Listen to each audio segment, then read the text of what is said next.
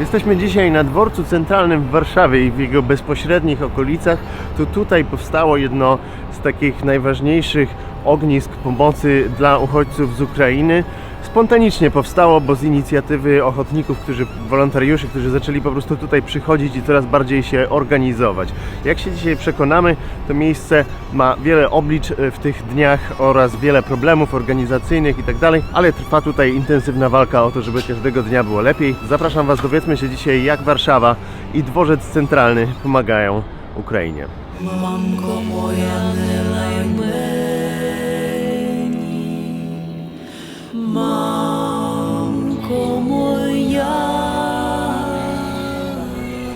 nie lej meni.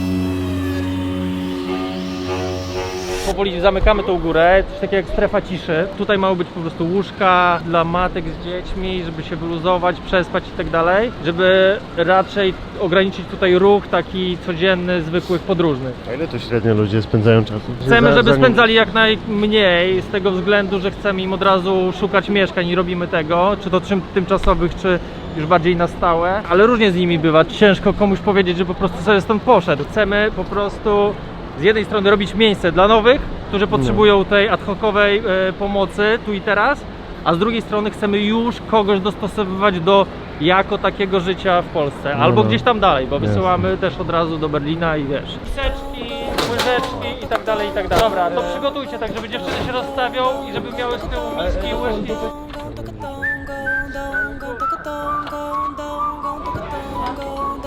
Tu proszę brać kaszę, jak ktoś ma ochotę.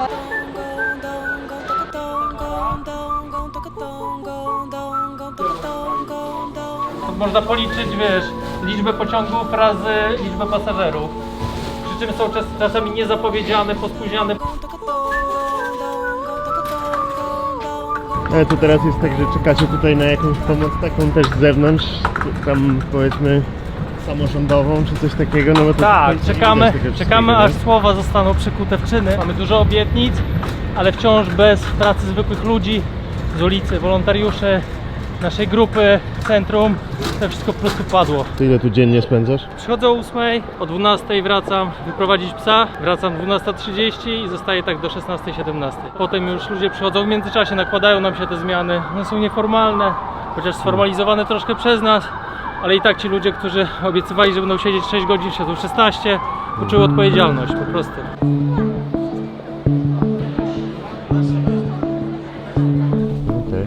Gdzie mamy takie totalnie backupowe rzeczy, jak już na razie nie korzystamy z tego, jeśli nie musimy, bo na bieżąco korzystamy z tego, co ludzie przyniosą tak naprawdę. Bardzo potrzebujemy tłumaczy ukraińskiego, rosyjskiego, angielskiego też się zgłaszają. Rzeczywiście są ludzie, tak naprawdę przyjeżdżają oni po pracy i po prostu mówią, że mogą pomóc od razu, nawet na 6 godzin na nocki. Wielu ludzi nie mówi ani po angielsku, po prostu dogadanie się jest ciężkie. To jest niesamowite, że to wszystko, co widzicie tutaj, to jest właśnie oddolna inicjatywa wolontariuszy, ludzi, którzy zaczęli tu przychodzić i w pewnym momencie zaczęli się coraz bardziej organizować. Nie stoi za tym żadna duża organizacja, nie stoi za tym pomoc publiczna na ten moment.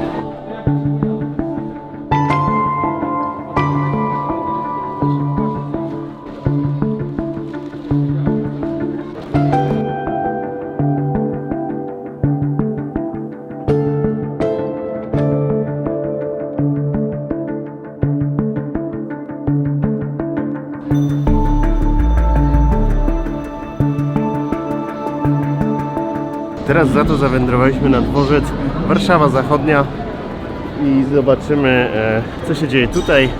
Kolega tutaj akurat zajmuje się wydawaniem posiłków.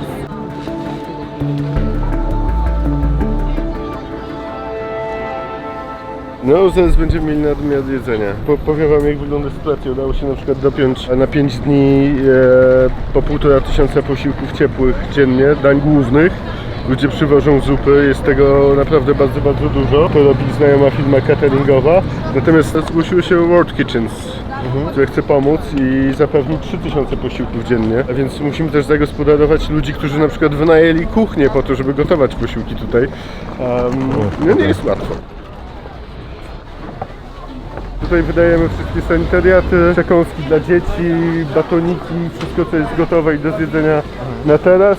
A stąd wydajemy posiłki ciepłe, zupy No i stworzyliśmy miejsce do tego, żeby ludzie mogli usiąść i zjeść. Kilka dni temu jeszcze to wszystko się odbywało na stojąco na dworcu. Mały sukces w tej całej tragedii. Ludzi jest coraz więcej. Wszystkie fundacje mówią o tym, że będzie jeszcze druga, trzecia fala. Trzecia fala będzie tych ludzi, którzy nie mieli za co wyjechać z Ukrainy. To jest wszystko tutaj, kto to zorganizował? Zorganizowaliśmy to my, 3 osoby. Tych osób jest już dzisiaj więcej.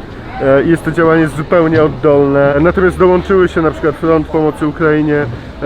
Miasto wczoraj na Twitterze się podpisało pod tym namiotem, który został postawiony za zupełnie prywatne pieniądze. Cały pomysł wziął się z tego, żeby skrzyknąć warszawską gastronomię, żeby wszyscy znajomi restauratorzy, kucharki, kucharze mogli wyprodukować większą ilość jedzenia i tutaj dostarczyć. Dużo jest tych restauracji, które teraz są... Restauracji jest bardzo dużo. Są restauracje, które przywożą raz na kilka dni po 50 litrów zupy czy gulaszu, dań jednogarnkowych. Wszyscy pomagają, wszyscy są zaangażowani.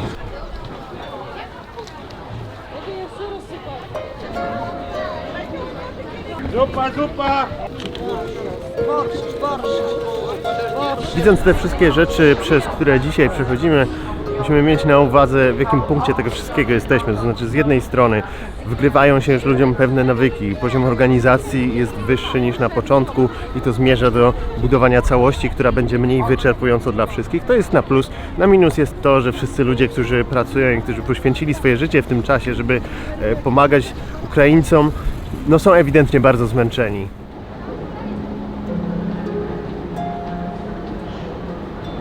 Tak, jestem 5. dzień, udało mi się przez 5 dni.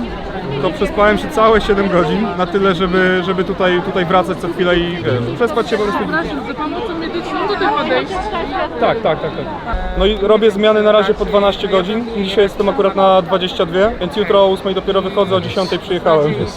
Widzę tak w ogóle niechętnie na media wszyscy patrzą, nie? Ja do tej pory jakoś tak patrzyłem neutralnie, ale po tym jak TVN zrobiło taki tam reportaż, kogoś złapało i powiedział, że nie ma koordynatora, nie ma lekarza. Jednocześnie na tym nagraniu ja jestem z tyłu, gdzieś chodzę w czerwonej bluzie, obok jest Iza, lekarka. A ty jesteś koordynatorem. Ja jestem niestety koordynatorem.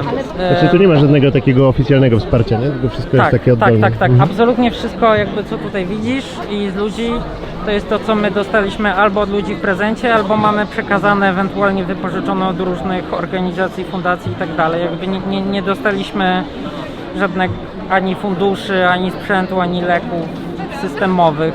One mają się pojawić. Pojutrze w zasadzie ma zacząć działać i część obciążenia chociaż z nas zdjąć. A jest coś, czego brakuje najbardziej? Lekarzy. No były tu jakieś przypadki jakichś takich interwencji pierwszej pomocy, jakieś takie rzeczy, czy Tak, raczej... omdleń było sporo, zarówno dorosłych, jak i dzieci, no a z najcięższych rzeczy, które do tej pory, no to był udar krwotoczny u jednej pani. Ja się teraz mocno obawiam, no, że to jest trochę taka tykająca bomba epidemiologiczna, bo no, jest mnóstwo ludzi, w dużej mierze chorych, mnóstwo dzieci i wszystkiego i no boję się, że tu zaraz wybije COVID, nie tylko, ale też jakieś nawet, wiesz, rotawirusy czy coś. A tutaj szczepionkę można sobie zrobić? Dają szczepionki na koronę? Nie. Ludzie już zaczynają się wypalać, w sensie tydzień działamy na, wiesz, 200% możliwości i de facto jest, mimo niby większej organizacji, jest coraz gorzej, bo coraz ludzie mają mniej siły i możliwości. No pewnie. Dajesz radę? Tak, no właśnie załatwiłem 1000 kanapek z L'Oreala, nie? Będą robić w pracy. Wręczyła mi takie papierowe zawiniątko i mówi: słuchaj, cześć, ja cię tam obserwuję w internecie, tu dla ciebie herbata i kanapka. Jakby stary, ja się rozpłakałem prawie, nie? To takie kochane było i dobra w ogóle była. Skurczacz. Wydaje mi się, że jeśli władze nie przekują swoich obietnic w konkretne czyny w ciągu 1-2 dni, to albo wolontariusze opadną z sił, albo restauratorzy opadną z sił, albo wszyscy opadną z sił. Potrzeba profesjonalnej organizacji, profesjonalnego zaplecza i pieniędzy, paliwa, żeby to wszystko pchać. Dzieciaki spod bloku po prostu, kurczę, ogarniają te rzeczy. Tak nie może być. Za co ja płacę podatki? W akcję pomocy na dworcu centralnym zaangażowało się sporo osób, które mają jakieś zasięgi w internecie i to jest też ciekawy wymiar tego wszystkiego, że w takich czasach, i to też wiem trochę po sobie, że posiadanie na przykład Instagrama, gdzie wiele ludzi odpisuje na story i tak dalej, to jest super moc po prostu w takim okresie, bo jesteś w stanie naprawdę bardzo dużo załatwić. bardzo dużo spraw, no po prostu postując jakieś nagłe potrzeby. No i to właśnie Michał robi, wujaszek Lifestyle, nie? Że postuje rzeczy, które potrzeba i te problemy się szybko rozwiązują, nie? Przy tej takiej pogardzie wobec słowa influencer, którą ludzie często mają w dzisiejszych czasach, myślę, że to możemy używać jako case pozytywny, nie? No.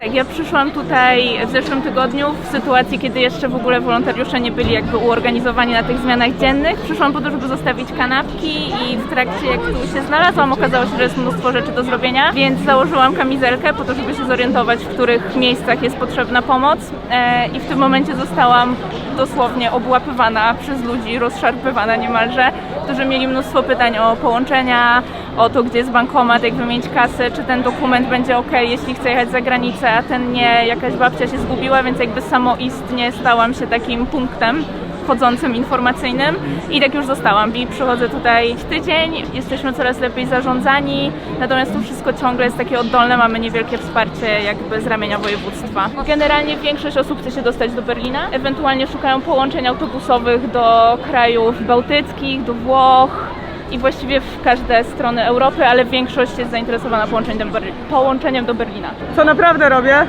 W głębi duszy umieram ze zmęczenia, ale zapieprzam jak się da. Załatwiłam też dzięki moim wiedzom w ogóle tyle zarąbistych rzeczy, to jest taki kosmos, że ludzie oddolnie tak dobrze się organizują w porównaniu do tego, co jest w stanie zrobić państwo, gdzie wszystko jest tak wolne. My jesteśmy w stanie w godzinę, dwie załatwić takie rzeczy i tak zarąbiście pomagać po prostu. Niech artyści wystawiają rzeczy na aukcję dla Ukrainy, proszę. To jest taka super inicjatywa. Nie wiem, możesz to powiedzieć, jakbyś chciał. Okej. Nagrywam to cały Zamiast czas. innych rzeczy, czy żeby co? Nie no, jakby Tak- jak tak w ktoś ogóle. może pomóc, to Okej. aukcje są super. No dobra. No to powiedz. Dobra. Kolega chciał powiedzieć, żeby artyści wystawiali rzeczy na aukcję. Na Ukrainę. Większość rzeczy, co mamy, to są albo możliwości zwykłych ludzi, albo dary zwykłych ludzi. I to jest tak zarąbiste. Wszystkie dostawy, całe jedzenie, nasi influencerzy i w ogóle koordynatorzy gastro byli w stanie naprawdę w kilka dni załatwić stałe dostawy co godzinę, co maks 2 godziny ciepłego, pełnowartościowego, ale pysznego jedzenia. To, co ja tu robię, to na przykład dzisiaj zaczęłam ogarniać zwierzaki, więc chodzę sobie z taką karteczką, na której jest napisane, czy ktoś potrzebuje jakiegoś wsparcia dla swoich zwierząt i tam ktoś chce smycz, ktoś chce wodę, ktoś chce jedzenie, ktoś potrzebuje jakieś podkłady higieniczne, więc ja ogarniam to. Nie jest ich specjalnie dużo, natomiast no, to są często zwierzęta w wielkim stresie, koty są w transporterach bez dostępu do kuwet, więc te transportery są brudne, bo one się załatwiają pod siebie. Były jakieś psiaki z biegunką, więc tak staramy się na to reagować, ale to nie jest jakby przytłaczająca skala tego wszystkiego. Mamy telefony do weterynarzy, którzy też się pozgłaszali, że mogą nam udzielać zdalnych porad albo ewentualnie tu przyjechać, więc to ogarniamy.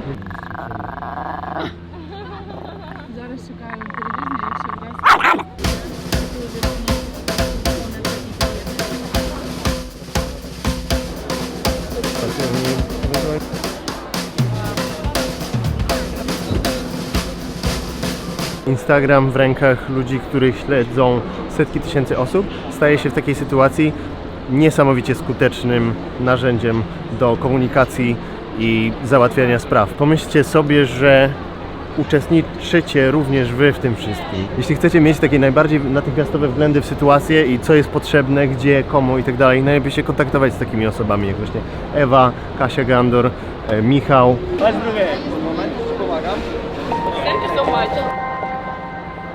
Cały czas byliśmy wszyscy tutaj grupą skrzykniętych znajomych, bo dosłownie jak tutaj przyszłyśmy, to od razu skrzyknęłyśmy znajomych, dałyśmy im znać, żeby do nas dołączyli i na bieżąco dowiadywaliśmy się wszystkiego. Przecież kompletnie nie wiedziałam nic o tym. Na szczęście szybko wrzucałam update'y w moje social media i ludzie na bieżąco pomagali mi wyszukiwać te informacje. Potwierdzali, gdzieś szukali na oficjalnych Instagramach, czy rzeczywiście pociągi do Berlina są darmowe, kiedy są darmowe. Tak naprawdę kompletnie nikt nic tutaj nie wiedział, to był żywioł. Na szczęście udało się uzyskać pomoc w postaci właśnie harcerzy i w postaci straży pożarnej, policji. Uzyskaliśmy tutaj pozwolenia na pewne nasze sugestie usprawnień. Moim głównym działaniem od samego początku jest strefa gastro. Zajmuję się dostawami, zajmuję się kontaktem z wieloma restauracjami w Warszawie. Umawiam grafik, kiedy możemy mieć dostawę od jakiej restauracji, w jakiej ilości, do kogo dzwonić. To nie jest tak, że my dostajemy jakąś pomoc odgórnie, że my jesteśmy jakoś super odgórnie zorganizowani. My jesteśmy tutaj taką organizacją ludzi dobrej woli. To jest organizacja oddolna.